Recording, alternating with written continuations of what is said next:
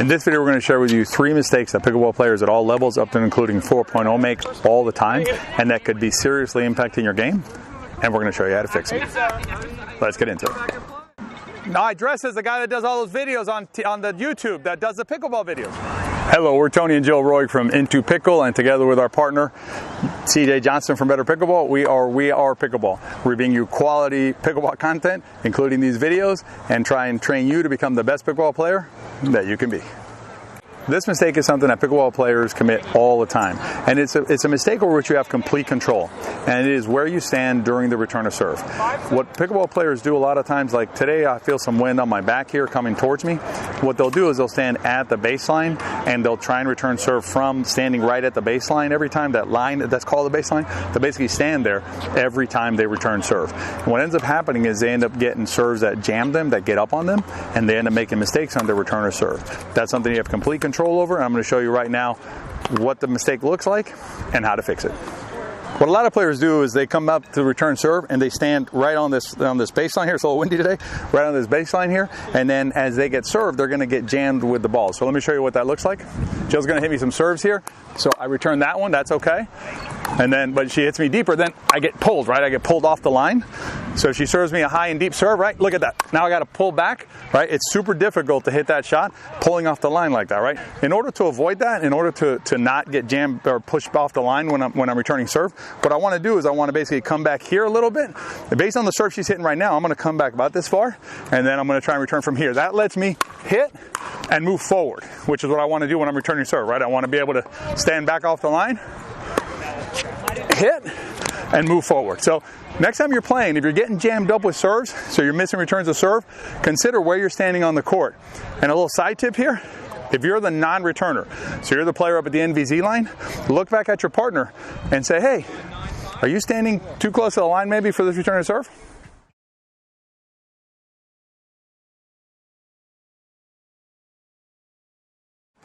This next mistake is something that Jill reminded me of as I was preparing this video, which is players standing in their heels, so basically standing back on their heels and not ready to move.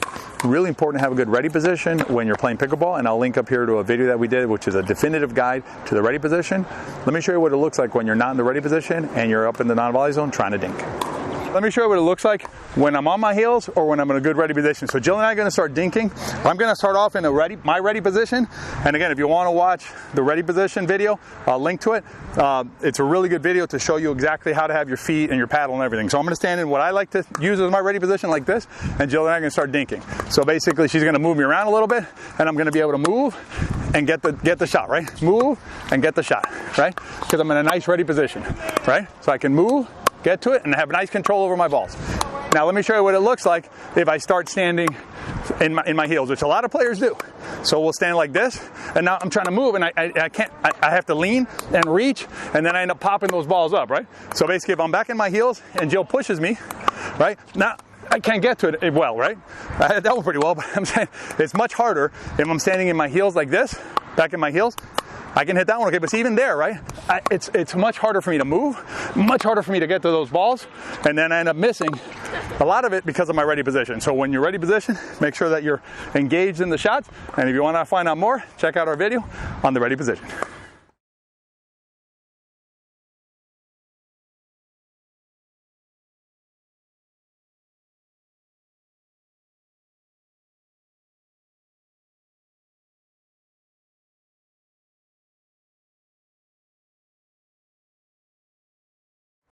The 3 mistakes that we're sharing with you in this video are all mechanical mistakes. They're all mistakes that can cause errors in your mechanical stroke and your stroke mechanics.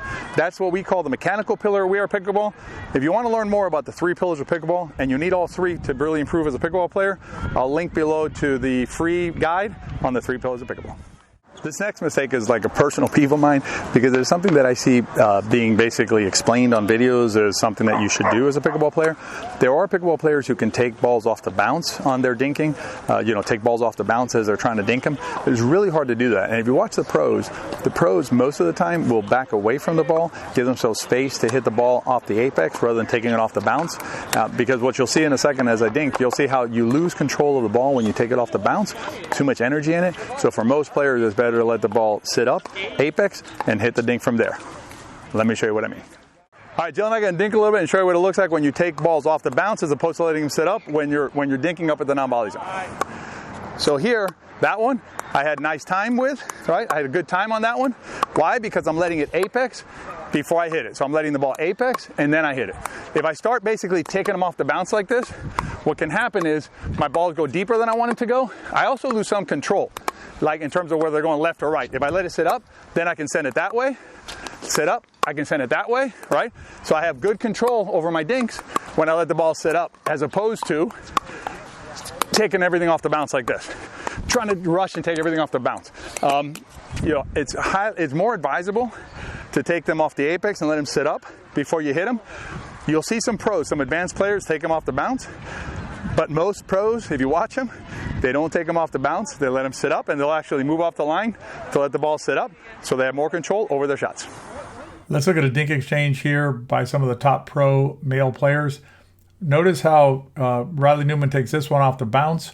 Most of the other shots you're going to see in this exchange are going to be taken where the player steps back like Kyle does here and lets the ball apex. Here, Riley's also going to let the ball apex. You can see the difference between those two shots if you watch this rally several times. You'll see how Riley sometimes takes it off the bounce and sometimes lets it apex.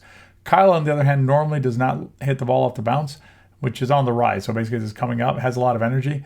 Instead, he lets the ball apex before he makes contact with it. That gives him a lot of control over his shots.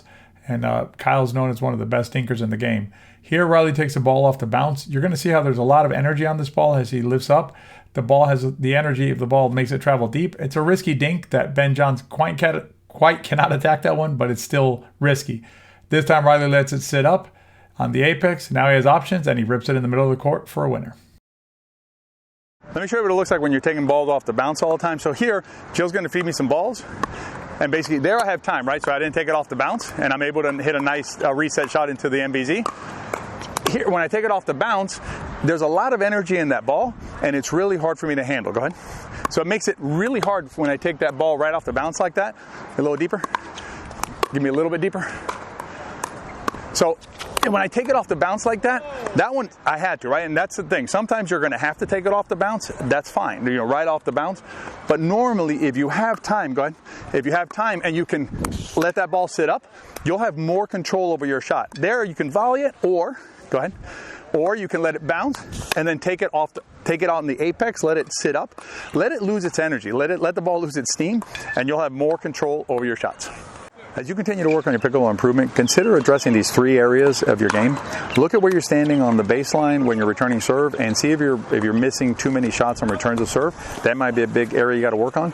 Consider being in a better ready position and not being in your heels when you're playing pickleball. It'll allow you to move better. And then also consider not taking so many balls off the bounce. Sometimes you'll have to when the ball's coming in a position where you can't take it other than on the bounce, particularly when you're working through the transition zone. But if you have the ability to let the ball sit up and take it off on the apex of the ball when the ball's up at its peak, try and do that and you'll have more control. If you enjoyed the content of this video, consider subscribing so you get notified of future videos. And when you're ready for it, join us at WeArePickleball.com to really improve your game. Be well out there.